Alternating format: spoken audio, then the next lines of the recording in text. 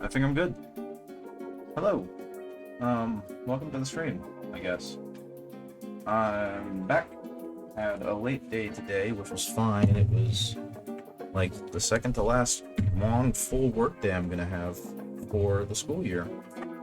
Moving into finals, and yeah, things are getting to crunch time, I guess. But oops, I'm home alone. So I'm going to do a little bit of streaming, I believe. That should work, I think. That should be fine. And I finished with my commissions. I am officially commission free. And that's really weird right now because I've felt like I've had a huge backlog of commissions for weeks, months. It's been a long time since I felt like I haven't had to do a commission. So today I am going to work on my Votan, which I've had for a few months now, but haven't really had a chance to finish painting them. But I've been steadily making my way through them, and I did the infantry, which all look like Among Us. I have done one of the characters, one of the calls, and he looks fantastic. And now I am going to work on the Einherjar champion, I believe he's called. What the heck is going on here? I don't understand what's happening with that. That's fine. But all of them have been based in some kind of LGBTQ plus support, allyship, and they've all had those kind of symbols. And I kind of went with that for two reasons. One, the color scheme works. And two, because frankly, I'm kind of tired of the bigotry that I've been seeing against the queer community in the Warhams. So I'm going to go ahead and do exactly what is suggested, and I'm going to paint my own minis the way I want to, which is, according to the intolerance that I've seen, perfectly acceptable. I just can't tell Games Workshop how to change it, so I'm not. I'm going to paint them how I want to, and come up with my own lore for them that no one else has to follow. But right now, I'm working on this Einherjar champion, and he is going to be the straight ally. I did the, I think it's the gay pride flag. I'm sorry, my flag identification is not super great, but if I recall properly, it was the gay pride flag. And so since I wanted to do something new and make him all black, I went ahead and painted him all black, and he's going to be the straight ally flag, which you could see over in the corner. So that's what I'm going to do for this guy. I'm going to move the camera a bit because it's struggling a little. So yeah, I've painted him mostly black with some highlights. I'm going to need to continue doing them on places like the feet, but it pretty clearly looks highlighted now, and that makes me happy. He's going to need a lot more before the day, or before all is said and done. But I think what's going to happen is his symbol right here, the symbol right here. Yeah, those two are going to end up getting the colors of the arrow in the flag, and I think this is just going to end up being black to follow the rest of it. And I have no idea what color I'm going to make this. Probably something fun and interesting. Purple has been a secondary scheme for a lot of these guys, so I might end up doing that. But that's kind of the plan today, is to continue along with that color scheme and see how far I can push this. And I know that my shading and my blending is definitely a bit of a struggle right now. But that's okay. I mean, this is my personal guise, and I'm just using this to practice so that when I eventually do get a commission for something that requires some pretty intense blending and volumetric lighting, I'll have the skill set ready and available for them, and that way I won't be practicing on their minis. But right now, I'm going to go ahead and continue working on this guy. So it goes from purple to blue to green to yellow to orange to red. That will not be very difficult to do with the colors I have. But I gotta make sure that this white, first of all, is well shaken. Because that's already becoming something of a problem. Okay, there we go. When I was at work during club, I didn't really have much to do, so I ended up painting him more and getting more of the volumetric lighting done on the guy. And I think he's turning out pretty okay. But now I've got to go ahead and eventually I'm going to have to do the straight ally symbol on his side, shoulders and symbol. But right now I'm going to work on continuing to edge highlight him. And I think despite the fact that I did a 2-to-1 ratio of black to blue, because of the different composition, the black is still coming through harder. Or the blue is still coming through harder, so I'm going to add some more black to this mix, which unfortunately means it's going to be a lot. I'm going to work from there. This black to blue transition has been fairly difficult. It's been very much a challenge, and it's been one I've enjoyed, but I think part of the problem is I'm using 2 different paint brands with 2 different paint mediums, as I understand it, and so they're kind of struggling to actually mix together. Now, the hammer, I'm not exactly sure what I'm going to do with the hammer, but I suppose I'll figure that out when I get there. I think the hammer is going to be fully lit up, kind of like I did the energy axis for my Chthonian Berserks. And that's going to be good and fine and dandy. So hopefully that won't be much of a problem. And hopefully, my biggest problem right now actually is this secondary light, because the way I have it hitting him, it's right in the way of my brush. So let's do a test polish on that. Yep, that's going to be a nice blued black that will allow for a little bit more variety and depth to the color scheme, because just going straight black is very dull. It's not super interesting to look at, and it definitely limits how visually deep the color scheme ends up being. By adding this blue to it, it seems to give it a little bit more depth of color, because now it's kind of a black with just a whisper of blue, and while it still reads as black, it reads as black with like a reflection, you know what I mean? Let's see, how's that? I gotta find a way to get better light in here. Yeah, I'm gonna have to do it.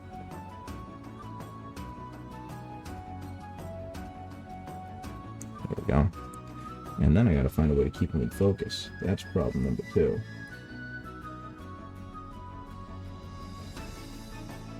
Okay. Yep, that's been the biggest struggle I've had so far in this basement painting studio, is that because of how I got the lights set up, it's incredibly difficult for me to get a good lighting angle while simultaneously getting a good brush angle. And so I end up having to fight my supporting light a lot more often than I'd want to. And then of course that ends up making the video suffer, because of how I'm placing the mini, it ends up with them out of focus. But that's technical stuff, you don't need to worry about that. Hopefully doing some of this bluing will help bring some light to this guy. And it looks like to me, in a lot of spots, I got very sloppy now that I can see it under better light. So I'm going to go back and give it a little more brushing to kind of smooth out these edges a bit. Because, I mean, you can clearly see where I tried to transition from a light to a dark or a dark to a light, and it's just really bloody obvious with really sharp distinctive borders to each of these colors, and so there's not really much of a blend going on there. It's just going from one color to another. So we're going to try and change that a bit. And hopefully the smoothing will help the transitions between the colors look a lot better.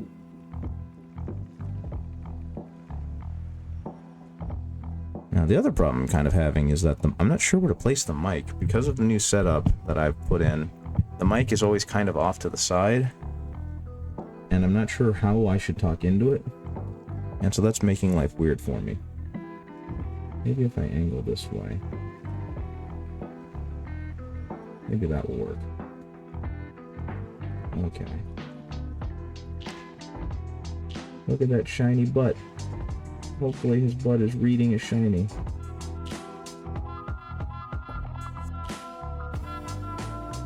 But yeah, a lot of uneven work that I'm cleaning up right now. I did most of this with a much less powerful light in a classroom where, to be completely honest, we're not supposed to be in that classroom. We're supposed to be down in the library for our tabletop club, which generally disperses the sound a whole lot better. But because of testing, we're in a classroom right now, and the amount of noise is just overwhelming at times. And it's far from my favorite thing in the world. And when there's too much noise, I kind of mentally and emotionally shut down. So I just put in some headphones and listen to a Warhammer novel, which I believe is Dark Imperium, and just tried to let that carry me through. And I gotta say, having gone from The End and the Death to Dark Imperium, Guy Haley is a pretty darn good author. He's no Dan Abnett. Dan Abnett made an absolute monster of a book. Especially since he's aware that he's finishing up the vaunted Horus heresy in Siege of Terra. So he swung for the fences and went all out. He did all the things that you want to see someone do in a good novel that's getting you to endgame. And unfortunately, going from that to the considerably more sterile world of 40k, where we learn about Reboot Gilliman trying to deal with the Death Guard re-emerging, it doesn't have the same amount of gravitas. And also, Guy Haley's writing style is fine for what it is, but it doesn't reach that level of emotional depth, that nuance that Abnett is able to convey in his characters. Though I think tonally, it might also just be that it's not necessary for that book. You know what I mean? You don't need Shakespeare writing every play. You don't need Scorsese directing every movie. So that could be it too. I don't really know. I just know that it feels like a considerably quieter book, even though it opens up with Gilliman being stabbed by Fulgrim in his demon form, which then puts him into his deep coma that he awakens from at the end of 7th edition. And I was very surprised to see how incredibly uninteresting it was.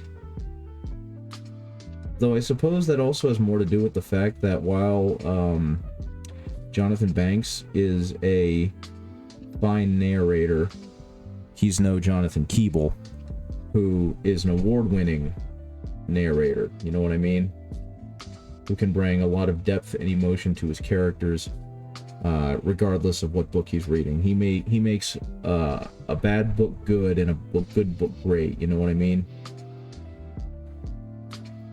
So going from the best author in the Black Library and the best narrator in the Black Library to a guy that punches about where his weight is and a guy who narrates about where his weight is, it doesn't hold a candle.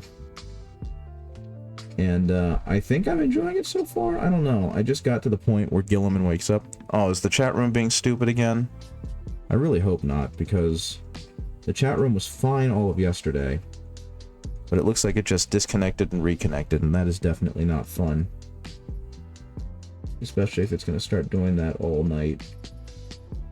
Thankfully, there isn't much of an all night, because I'm going to be done at a decent hour. I don't anticipate being on for very long, because I've got company coming over. I'm taking care of my friend's dogs, and he's dropping them off this evening. So he can not have to worry about them while he and his family prepare to go up to see family for Memorial Day. And me, on the other hand, I'm going nowhere for Memorial Day. My wife has headed down, I think I've talked about this already, my wife has headed down to North Carolina to be with her friends and to go to a convention, which I think is super cool because she hasn't been to a convention for fun in a while now. And so she has the opportunity to do so with a bunch of friends that she's known longer than me and that she really hasn't been able to see because of moving up here to be with me. So it's like, by all means, please go see your friends, go hang out with your friends. Don't feel like you have to be with me all the time. And I felt bad because, like, even before she left, she was talking about how much she misses me and how much she's gonna miss me. And that's fair, but, like, you live with me now. You spent the last 3 years upstate with me, and we see each other all the time. So it'd be great for you to be able to kind of spread your wings a little and go see your other friends that you've known for longer than me. And I think she's kind of there now, emotionally. She did show me something cool on the con floor. Someone was selling, oh my gosh, what is it called? I forgot what it's called. I feel really, really foolish now because I brought it up specifically to tell you. It was a detective anime series made by Miyazaki, where Sherlock Holmes is a dog, I think. And she found it and was very excited because I think she's been wanting to see it for a while and I've been mildly intrigued. And so she asked if she should get it. And so I looked it up online and saw that it wasn't selling for much cheaper online. Actually, it was more expensive online, so I told her to go ahead and grab it. And so now we have that to look forward to when she gets back. Unless, of course, she decides to watch it beforehand. Which, you know, if that's how she and her friends want to spend an evening, that's A-okay. So yeah, I'm gonna keep painting this guy. Gonna keep trying to smooth out some of the lesser nice details that I've painted. And we're gonna see what we can do in terms of getting that straight ally motif going with this character. And like I said, I think I'm gonna cheap out a little bit on the hammer. But I think by and large he's where I want him to be, except for that hood ornament he's got going on up top. So I guess I should go ahead and hit that before I move on. So let's go ahead and hit the entire thing in this steel blue, or this black, or whatever you want to call it. And really get it on there so that we get this nice coloring going on. And hopefully, oh, that's really out of focus. This has been kind of the problem. I've mentioned it before, but because of the camera I'm using, it's actually my cell phone. Staying in focus has always been a struggle. That and just making sure like my hands aren't in the way or the brush isn't going to collide against anything. It's been a near constant struggle for me to learn how to do this. But that's okay. Let's see. Go ahead and make that a little brighter. Hit it up top. Hit it up top, hit it up top. Maybe a little bit there.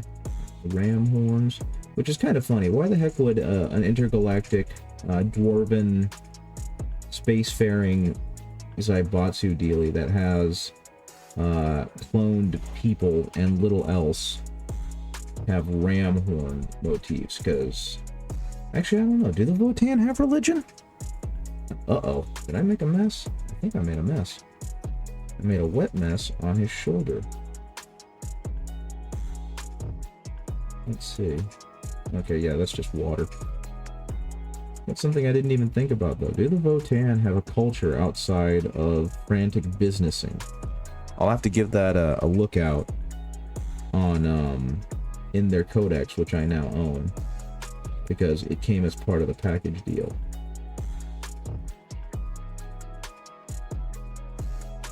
Because I know, my understanding of the Votan is that their culture is very heavily, like, venture capitalist. And their big thing is exploiting materials, raw resources, raw goods on planets until there's nothing left to exploit and to extract. And then they just kind of leave it. And if anyone tries to fight them over it, they have the superior firepower to just blow them to smithereens. So the Votan are definitely a scary group of people that would be the villain in any Disney movie. That's too light. Which I think is cool, because they're supposed to show that the way the Imperium is doing things is not necessarily the only way. And that's really great and all, but that doesn't make them the good guys, you know what I mean? They may be able to survive with AI, they may be able to do this, that, and the other, without being as crushingly oppressive as the Imperium of Man, but they're still pretty awful. If you ally with them and just kind of get out of their way, then you have a much higher chance of survival, which is all and good. But if you try and exercise sovereignty over your homeland, they'll just blow it up. They're not there to make friends, they're there to trade and make money.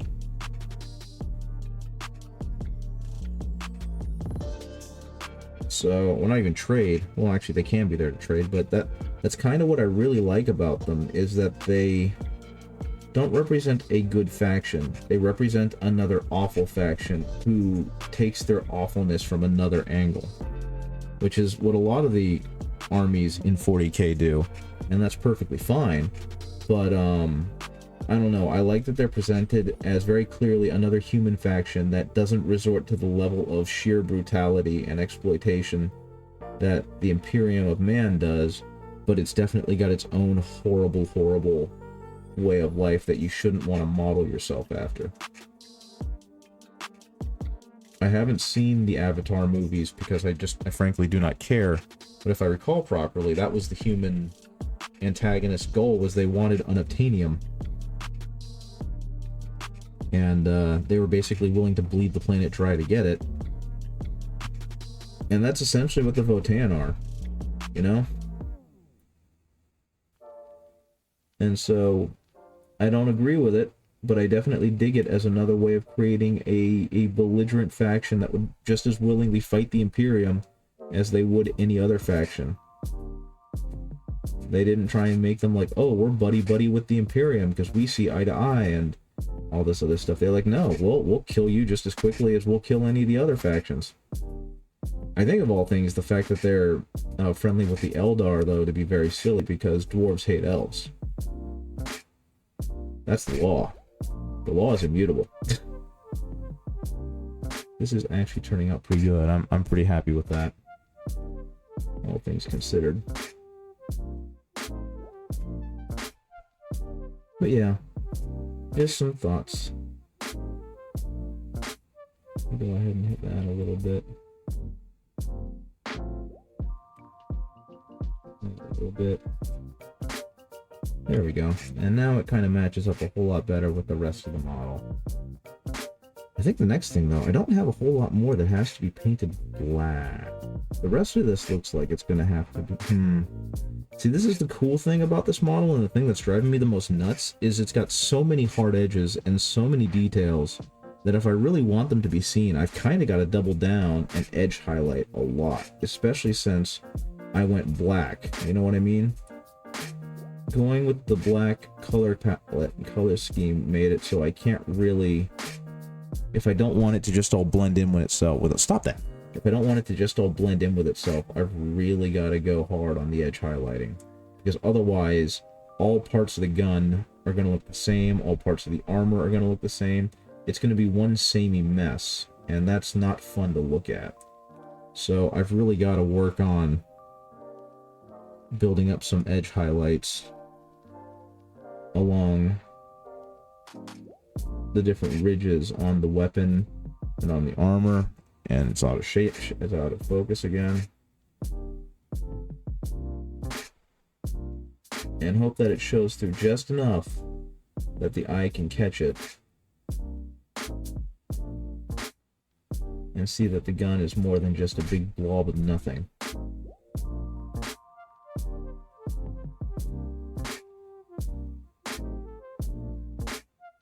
But who knows, maybe it'll be fine. See, like, even that looks a little bit better. A little bit more brightness in there. So I'm going to going up a half step at a time. Let's keep you in focus, shall we?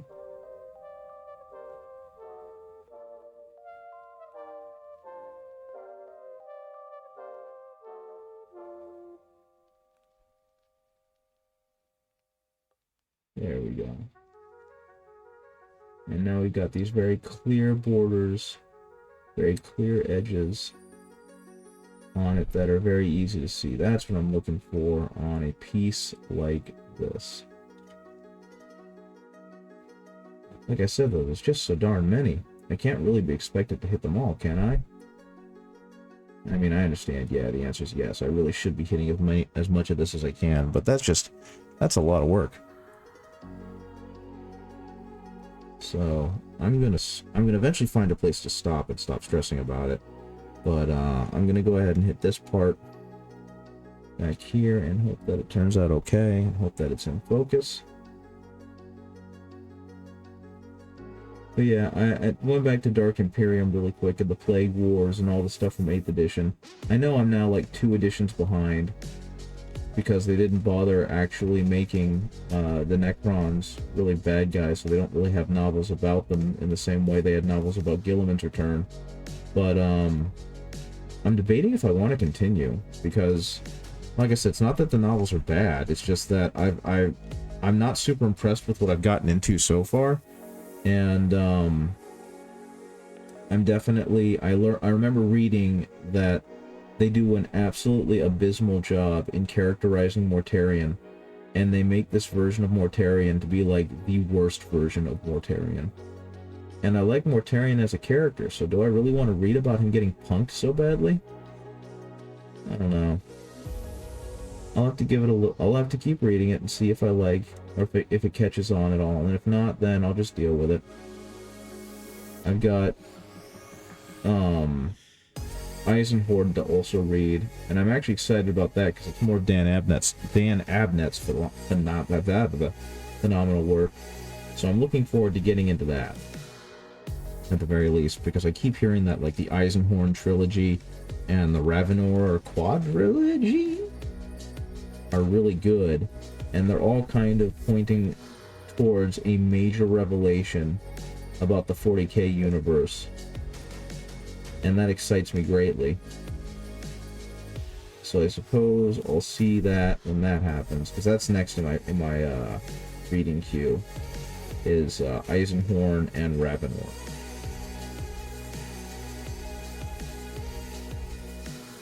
But like I said, I'll just have to see.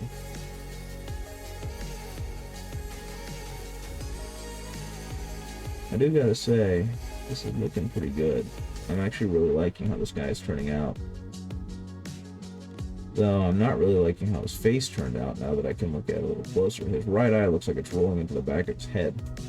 But unfortunately, his eye's so tiny, I really can't get to it. I think I'm just gonna have to deal with it as is. Which is fine. I'm only painting these models up to the level I'm painting them up to, because they're centerpiece models. Centerpiece models, but you know, they're HQs. And while the rest of my guys were kind of batch painted and will continue to be batch painted, I feel like my HQs should look really good, you know what I mean? So, that's kind of my belief. Originally, I was going to make my sergeant and my HQ look really good, my sergeants for my squads, but then I decided even that was too much work. I'm kind of painting the Votann just to have them as a playable army, and because I wanted to paint them, not necessarily because I'm trying to make this an artistically striking army. You know what I mean? Of course you know what I mean. I've said it like 5 times. I think working as a school teacher might actively be making me dumber. Okay, so we're gonna go purple first, and then blue, then a good rich green, and then a strong yellow, into an orange, into a red. And then I might even, if I have enough space, take that red up to a pink to really sell the color difference. So we're going to see if this is going to work. We're going to see how this goes, and we're going to see if anything good comes of this.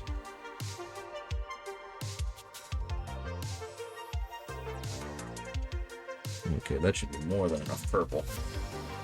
Next to the purple, I'm going to have the blue on the pipeline. so that it'll be ready right after I finish with purple. Okay, I think this brush will be good now. This brush is starting to get kind of beaten up. It's losing a little bit of its sharpness. And I have a single bristle, which I think is the control bristle, that cannot help itself, and it continues to get paint stuck in it. And just get stuck to the dang thing. So what I think I'm going to do is I'm going to start from the bottom, and on like the bottom row, I'm going to go ahead and do everything in that really vibrant purple I've got. And same here, everything that's kind of attached to the bottom part, hopefully that's not in focus at all, that's going to all get to be purple.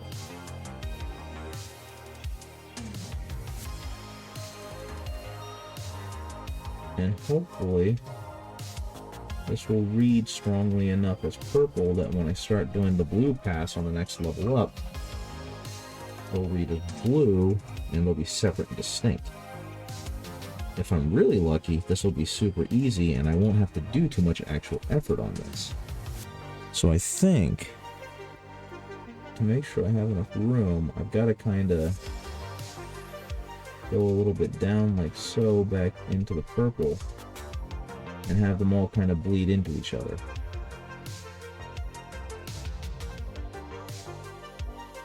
And I'm perfectly fine with that because that looks really darn good. Purple, I go green.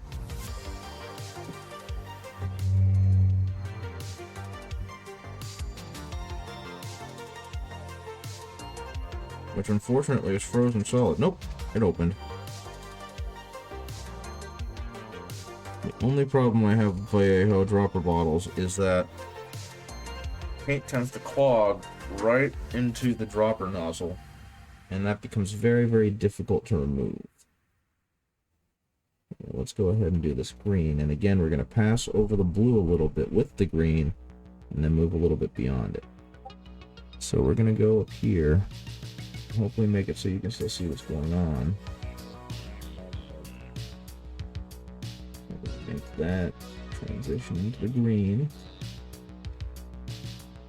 And again, that looks remarkably good, given how much effort I thought this was going to take. The same here on the Votan's face. Go down a little bit.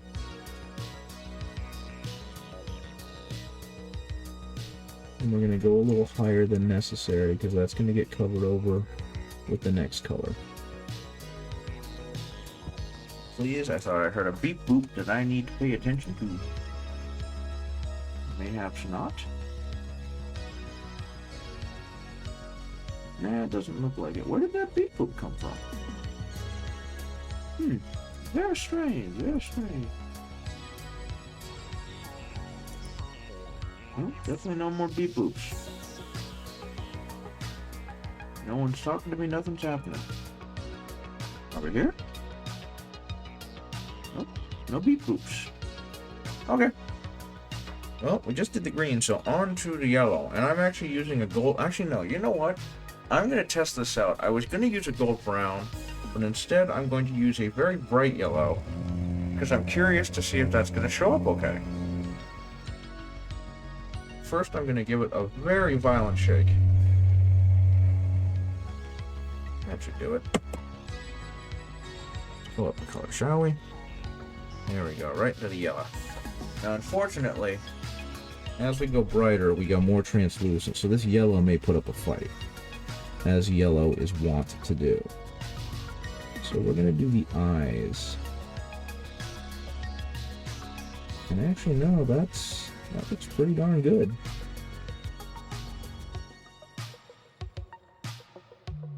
We're just going to go all the way to the top. And I might actually go back with that yellow and might go back over that yellow with a second pass.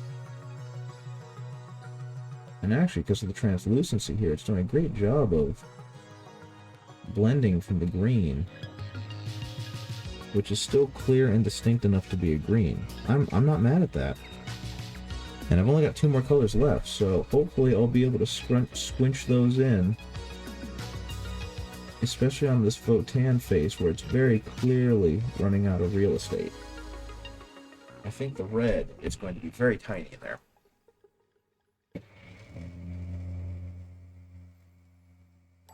Go ahead and mix that orange up. Oh, good to go. Now, I don't know a whole lot about Twitch, but not too long ago, well, actually, it's been a few months now, right before I got hit with the Rona, I hit affiliate.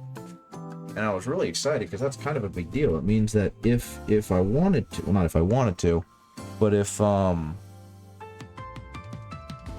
people wanted to, they could now give me money and follow and do that kind of thing and subscribe, I think. And if that's the case, I wouldn't mind having some money. But oh no, orange. Why are you the one to screw up? Why are you the one to go immediately into the recesses? Orange, you awful, awful man. Okay. Let's try that again.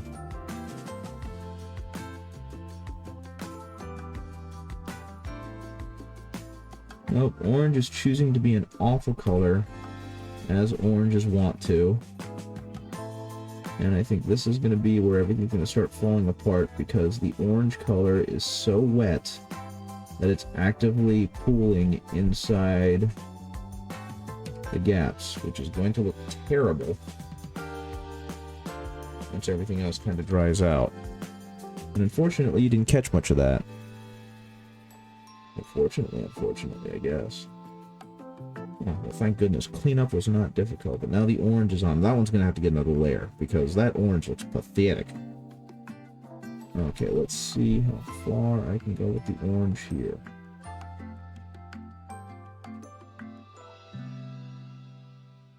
Actually, over that part, the orange don't look too bad. So, I'm going to let the orange sit for a minute. Gather some more up. Well, you can't really see it. There you go.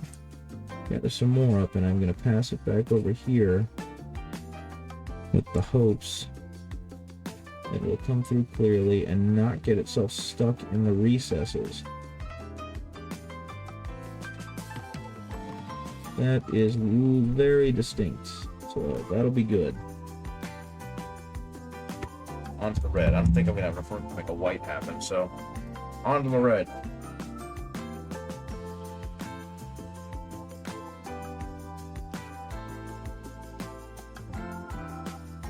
And I think I forgot that the flag is actually striped black and white, and I don't want to give the armor striping because I think that's going to be very difficult and I don't want to do it. So what I think is going to happen is I'm going to go back and I'm going to paint all of the runes on this guy white to show that kind of white-black color palette. There we go. That's kind of what I'm looking for. At the very top of the Votan head. Very top. And there we go. That looks good. Okay. Now. I'm gonna do some straight white runes on this guy. And I gotta tell you, the phrase straight white on a straight ally is very silly to me. But that's okay. Unfortunately, the white is very runny. But we're going to make this work, shall we? At first, I was just kind of painting them to be brighter, so that they would show up a little bit. But no, I think because this guy is supposed to be an ally wearing white motifs, these white motifs are going to be the runes on his are all over his armor. Darn it. I have a friend who was interested in the Votan very briefly until he noticed that their knot work was essentially really sprungled up Celtic knotwork, and once he realized that he couldn't unsee it, and he immediately became disinterested in the book tan. And I find that very funny because I know that feel, and I feel bad for him, and also because it's, you know, it's not Celtic knotwork. So that's where they have the freedom. But at the same time, it's based off of Celtic knotwork. Because I have that same problem when I listen to the Avatar characters pronounce their names in Avatar: The Last Airbender, which I know is a form of blasphemy for Avatar fans. And this was really driven home for me because, like, I think I'm going to mispronounce the name because I so very much want to use the Mandarin pronunciation, but Toph Beifong. Like, that's not how you pronounce that name. And, like, there was a whole thing about the really bad Avatar movie made by M. Night Shyamalan, where he made everyone pronounce the names with a very strange accent, and that became the joke. Like, Aang became Ong, because he has two A's in his name, and since he's supposed to be essentially a Tibetan monk, the two A's elongate to an ah noise, and so he became Ong in that version. And everyone else is like, what heresy is this? Why would you do this? The character has 3 seasons of a television show where he pronounces his name, and everyone else pronounces his name a different way. And that's absolutely fair. But it's spelled Ong. And so I think Shyamalan decided that that's what he wanted to do, was make it be pronounced the quote-unquote correct way, even though the lore tells him otherwise. And it's like, whatever, man, you're still wrong. And Toph Beifong's an example of that, because at one point she has a passport where that is stamped her name in Hansa, and her name is literally transliterated to Duofu Beifong. So it's should in Chinese, in Mandarin, it should actually be Duofu Beifong, not Toph Beifong. So there's the argument made there, and of course there's the people countering the argument, but that's not how it's pronounced in the show. She clearly tells you how it's pronounced in the show, and I agree with that. In the modern world, in the real world, her name would be pronounced that, but in Avatar, obviously, the language is different, so deal with it, right? And that's kind of where I am with it. Though I will admit, I am tickled because it does kind of harken back to, like, the microaggression of mispronouncing people's names, which, you know, folk don't get and they make fun of until it affects their favorite cartoon character. Though I don't think those are the same audiences making that statement. You know what I mean? I don't think the audience is getting upset about Ong and Sokka and whatnot are the same audience that is going to brush aside someone when they say you're pronouncing my name wrong. At least I hope not. Because that would require a level of cognitive dissonance I don't really have the spoons to kind of parse through. Okay, and now that I've got the white out, I can go ahead and do some of the very, very light shading and edge highlighting. Well, edge highlighting, not necessarily shading. Because some of these spots need to be better edge highlighted. And some of these spots need me to leave them the hell alone, because I am making them look much worse already.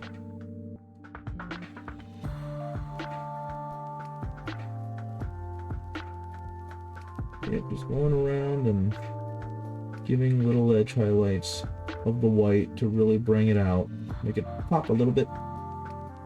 Not really hitting all the spots, because that will be a little too obvious. And that'll make it be a bit too much. Just kind of bouncing it in and out of spots to see if I can actively brighten the highlight ever further.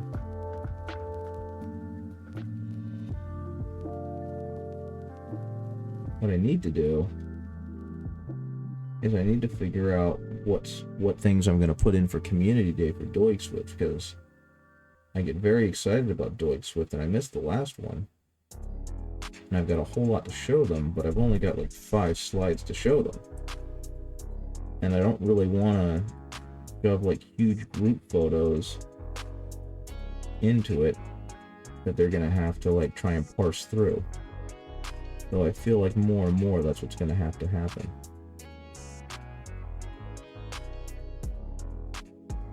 Though I did notice that they recently put up a limit of like, please only 5 images. And I'm curious what led to that, but I'm definitely going to abide by it because it's their community day. And it'd be rude to not pay attention to the things they're asking you to do politely. Okay. I will say that is by far one of the most frustrating things of working with high schoolers, is their frontal lobes haven't developed enough to really understand that concept. So they are consistently selfish and rude in ways that adults wouldn't be, or tend to know better. But that's a whole nother story. Okay. Looks like he still needs some. How's he looking, folks? Hopefully very, very black. And off black.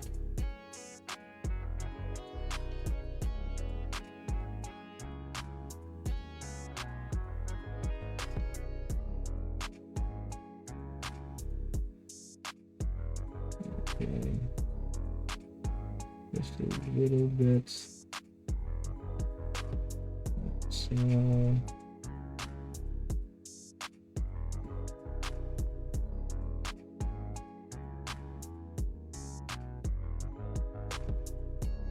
lights.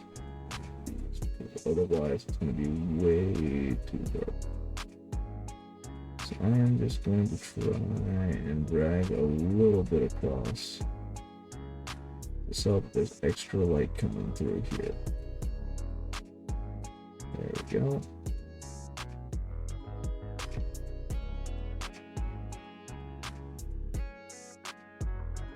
let's get it back a little bit. I think that about does it. I don't, by the way, if anyone's like, how are you doing that? What do you do? What are your pointers for making it look good? I don't have any. I'm just kind of trying to dab in where I can. If it looks good, then bully for me. I legitimately don't have much of a clue of what I'm doing. I'm just kind of happy with how it's turning out right now. If it ends up looking great, cool. If it ends up not looking great, well, unfortunately, I gotta live with it because I'm not repainting this guy. I'm kind of hoping that it's giving the illusion of better depth of lighting because of the reflections at the bottom.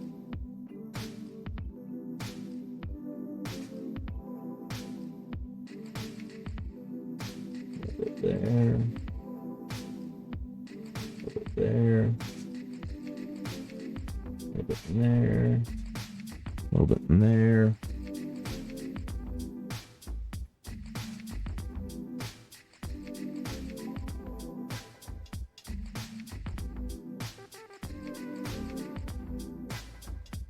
Okay.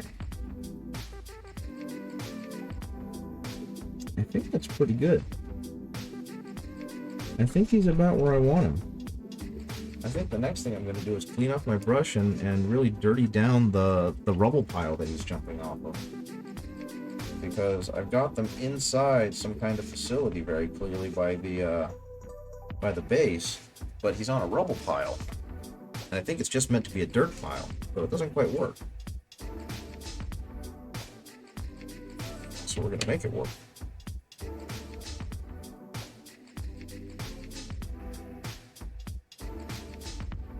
First, I'm going to clean this brush off because this is not the brush I'm going to be using for a speed paint. So the way we are going to make this work is I'm going to use a speed paint. I'm not going to be too subtle about it. Grab a black speed paint and I'm going to go ahead and wash that over that, which will bring out more depth to it. It should look fine. Let's go ahead and clean off my, what time is it, 7:01? Go ahead and clean this off, and then I'm going to do that, and then I think I'm going to be done with the lad. No, I'm not going to be done with the lad. I need to dry brush his hammer, so that his hammer has a little bit more oomph to it. My hope is that I can do it big and sloppy like I did the axes and whatnot for the Chthonian Berserks. But let's find out where... That's orange. There we go. This is Gravelord Gray, which should be perfectly fine for what I'm doing. But yeah, let's go ahead and get this done.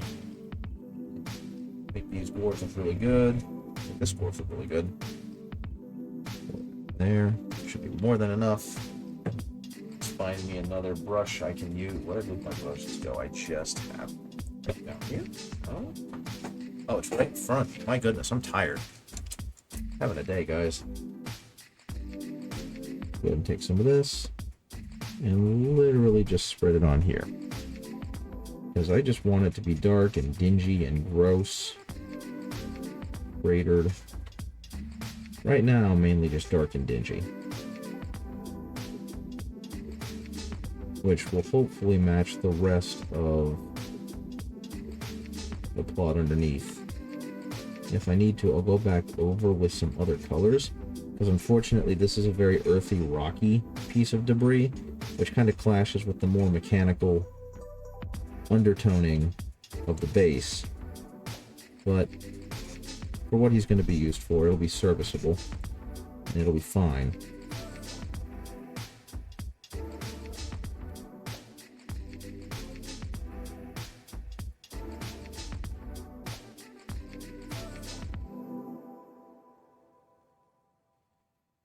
Okay, there we go. That's about as good as that's going to look. Now, I gotta say, I was pretty happy with how the face looked. What the heck happened to my display? I was pretty happy with how the face looked. Oh dear. The video capture device has gone silly. Can I make it bigger? No? Okay, there it goes. It was just being goofy. But yeah, I was pretty happy with how the face turned out, except for that it was way too bright. I wanted it to be a lot darker, and I thought by using the colors I used it would be fine, but it turned out I was horribly wrong. So the face ended up being extremely bright and washed out. I'm kind of afraid to put a wash on it, but you know what? I've got an idea. We're going to go ahead and take the Reichland Flesh Shade, but I'm going to water it down. We're going to see if that will do the job. Because watering it down should break it up enough that it will be very thin when applied onto his face and won't ruin some of the other work and highlighting I've done. I suppose we shall see. Unfortunately, all I've got is my dirty water, so I'm going to mix it in with the dirty water. And we're just going to go ahead and start spreading it on him. Like so. Get it on there too. And yeah, see, the problem is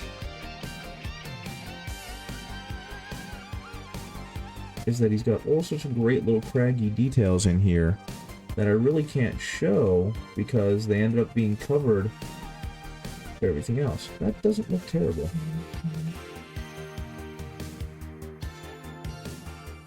I'm really scared to put more on him though, because even though this is doing a pretty good job, I don't want to suddenly accidentally overflood it like I just did to his eye!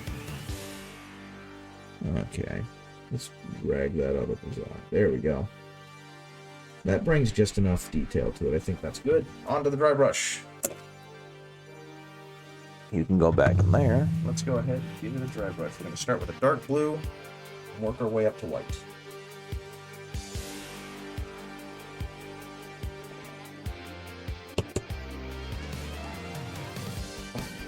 Well, that's cool.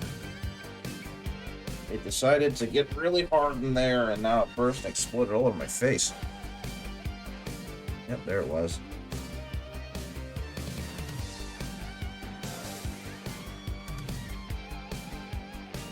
So, yep, yeah, it just popped the cap off. So it was slowly coming off like I hoped it would. That's entirely my fault. But now I'm going to be blue in the face. Okay, that's going to go there. have to wash my face when I get back upstairs because that was foolish of me. Mix this in. And we're just going to go ahead and hit the entire thing, starting around here and working our way back as though this is completely enshrouded in thermic energy.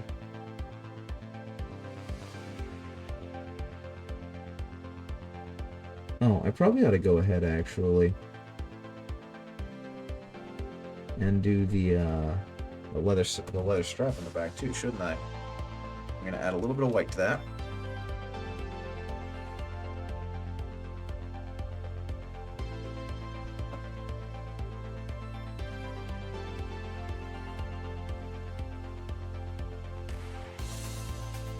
All that off. I'm going to take this and gently start applying it ever so closer.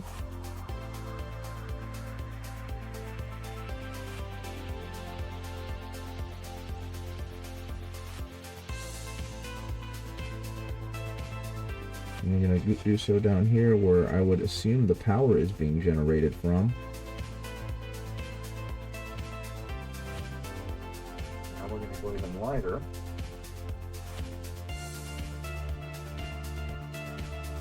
Specifically around here, around where the power runes are. Now one step lighter.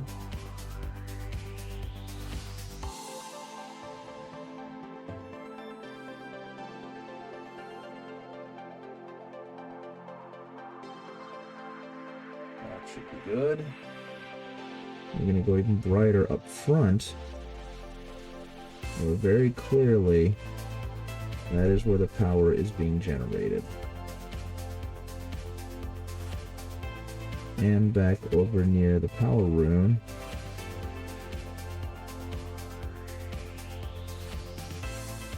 Where that's being generated. Now, even whiter. I'm trying to get to almost a pure white next to the power runes. And there we go. Now the hammer looks like it's glowing. My job there is done. Next, because I completely forgot about it, I probably ought to go ahead. Oh, that is really dirty. I'm gonna go ahead and really quickly just get some brown leather on the strap. And we're going to do that by just getting some brown paint on it and then hitting it with the black wash. Hopefully, oops, that's not what I want. Hopefully, that will darken it up enough. Because I'm hitting the point where I want to stop.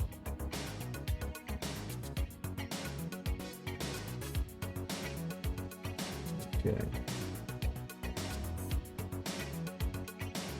Put that over top of it, put that underneath it, put that with it. And of course this now looks considerably lazier because it's the one really oddly solid color there. But that's fine. We're going to give that a second to dry. And then we've got this black wash that's still kind of lingering and drying here. Actually, let's wait a few more seconds because that looks like it still needs to go. But yeah, honestly, I'm pretty happy with how the pride symbol or the allied symbols turned out on him. Because they're very bright, they're very vibrant, they really stand out against the model. I think that's pretty darn good on my part. I've got the white patterning on the energy symbols everywhere that'll hopefully really show off against the rest of the model. He's going up to white with some of the volumetric highlighting, so hopefully that helps as well. Hopefully it'll read. Let's go ahead and hit this with some of the contrast paint, which will hope it sell as a darker brown than it is.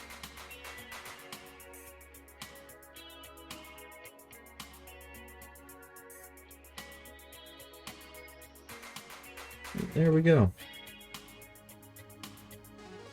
Looks okay for me for now. So that's how it looks. That's the dude. Got his big old gun, big old fist. Has volumetric highlight or volumetric lighting. looking pretty okay. All that's really left for me now is the bikers. So that's it for me. I'm gonna be done. I need to wash my face and wash the shame off of it. Thanks for joining me if you decided to. Have a good rest of your evening, and I guess I'll see you later. Have a good one. Bye-bye.